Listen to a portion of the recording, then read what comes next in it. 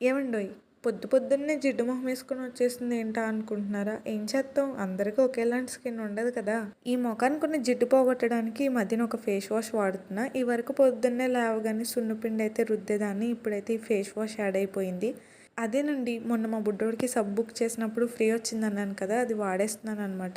ఇలా కొద్దిగా రాసుకుంటే చాలు తెగ నొరగొచ్చేస్తుంది. నాలాగా అమాసక పుణ్యానికి వాడేవాళ్ళకైతే 5, 6 నెలలు ఈజీగా వచ్చేద్దేమో. ఎందుకే ఇది మమాయత్ వాళ్ళది ముల్తానీ మిట్టి ఫేస్ వాష్ ఆల్రెడీ చూపించాను కదా మీకు.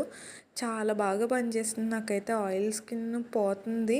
ఇది వరకు రోజు రాసేదాన్ని శీతాకాలం. ఇప్పుడు మరి ఎందుకు రాయట్లేదు అంటారా? వేసవకాలం లేసేటప్పటికి ఎండెక్కిపోతుంది.